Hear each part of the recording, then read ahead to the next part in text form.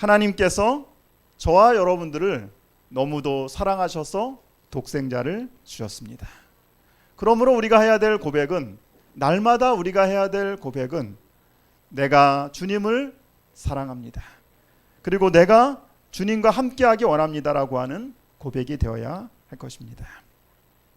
하나님이 세상을 이처럼 사랑하셨습니다. 하나님은 우리를 어떻게 사랑하셨습니까? 일본의 신학자이고 문학가인 마스미 토요도미는 참 사랑은 어디에라고 하는 책에 세 종류의 사랑을 얘기하고 있습니다. 첫 번째 사랑은 만약에라고 하는 사랑이에요.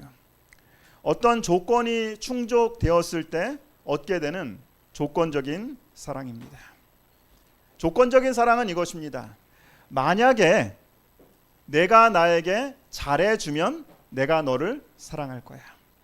만약에 내가 나의 조건을 들어주면 내가 너를 사랑할 거야 라고 하는 것입니다. 두 번째 사랑은 때문에 사랑입니다. 이 사랑은 어떤 사람의 됨됨이나 소유, 그의 행위 때문에 사랑하는 것을 이야기합니다. 당신이 너무 아름답기 때문에 당신을 사랑합니다.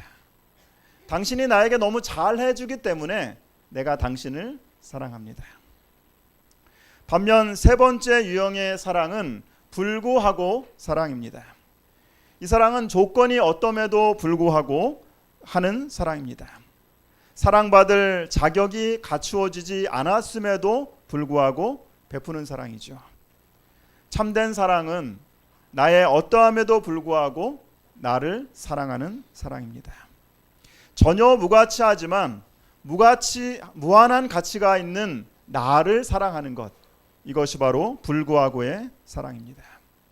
여러분은 이런 사랑을 언제 경험해 보셨습니까? 어린아이가 집에서 벽에서 크레용을 가지고 놀다가 벽에 그림을 그리고 낙서를 하기 시작합니다. 어떻게 하다 보니까는 스케치북에 낙서를 하다가 이제 벽까지 낙서를 하게 된 것이죠. 이것을 보고 있던 아빠가 물어봅니다. 얘야, 너 이렇게 벽에다가 낙서하는 거 이거 착한 행동이야?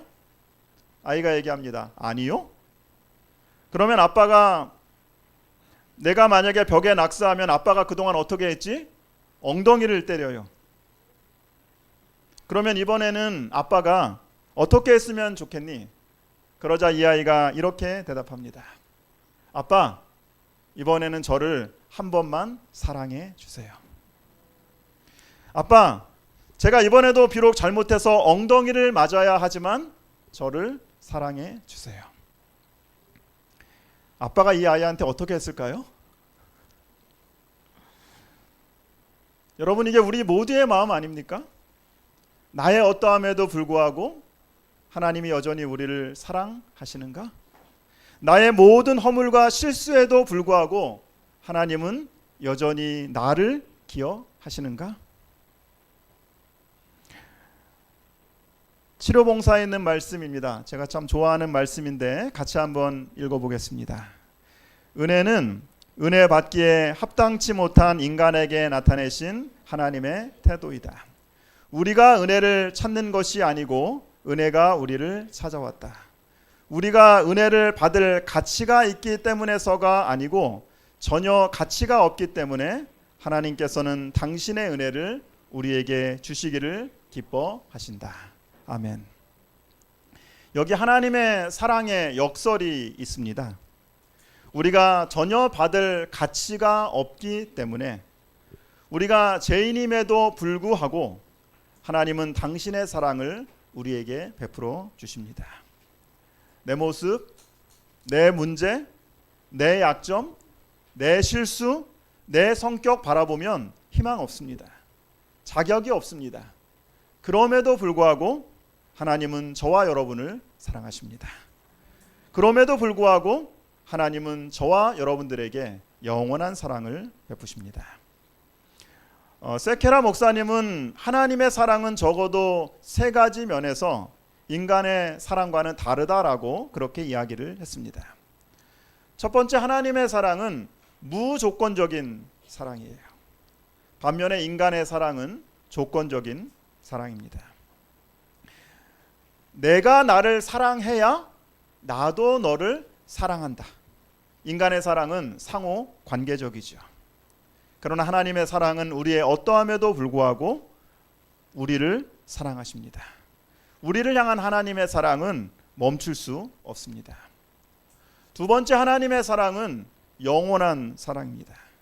그러나 인간의 사랑은 변할 수 있어요. 영화나 가요에 보면 이런 이야기가 나오죠. 사랑이 어떻게 변하니? 사랑이 변해요? 사랑이 변합니다. 오늘 뜨거운 사랑을 하지만 내일은 헤어집니다. 인간의 사랑은 영원하지 못해요. 그런데 우리를 향한 하나님의 사랑은 영원한 사랑이라고 얘기합니다. 많은 분들이 제자 훈련을 하시면서 첫 번째 기억절인 예레미야 31장 3절을 기억하실 것입니다. 같이 한번 읽어보겠습니다. 옛적에 여호와께서 나에게 나타나사 내가 영원한 사랑으로 너를 사랑하기에 인자함으로 너를 이끌었다.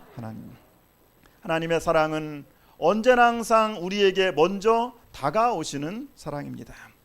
하나님의 사랑은 영원히 우리를 사랑하시는 사랑입니다. 하나님의 사랑은 지금도 여전히 우리의 삶을 이끄는 사랑입니다.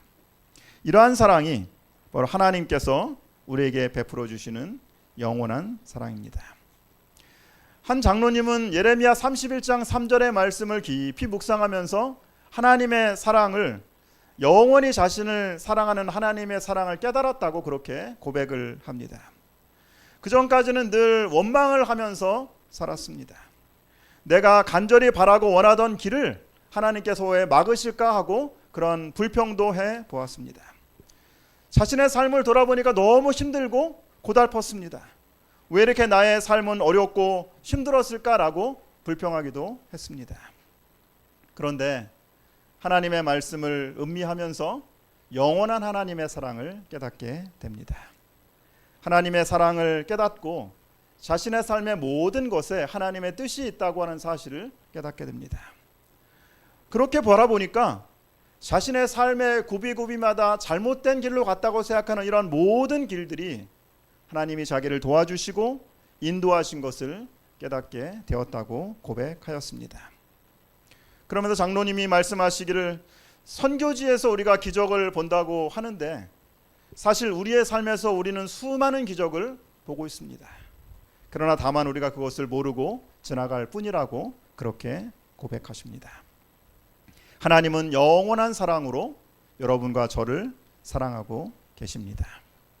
그래서 하나님의 사랑을 얘기할 때 항상 강조하는 것이 끝까지라고 하는 것입니다. 사랑은 언제든지 떨어지지 아니한다고 얘기합니다. 세 번째, 하나님의 사랑은 자신을 내어주는 사랑입니다. 반면 인간의 사랑은 이기적인 사랑이에요. 인간의 사랑에는 항상 내가 들어있어요. 내가 너를 사랑하는 거예요. 나를 위해서 너를 사랑하는 거예요. 자기의 유익을 구합니다.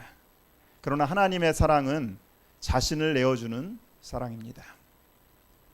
빌립보 2장 6절부터 8절에 이렇게 말씀하십니다. 그는 근본 하나님의 본체시나 하나님과 동등됨을 취할 것으로 여기지 아니하시고 오히려 자기를 비워 종의 형체를 가지사 사람들과 같이 되셨고 사람의 모양으로 나타나사 자기를 낮추시고 죽기까지 복종하셨으니 곧 십자가에 죽으심이라. 아멘. 예수님은 하나님과 동등한 분이셨지만 자신을 비우셔서 사람과 함께 같이 되셨습니다. 그리고 자신을 낮추시고 낮추셔서 십자가에 죽기까지 복종하십니다.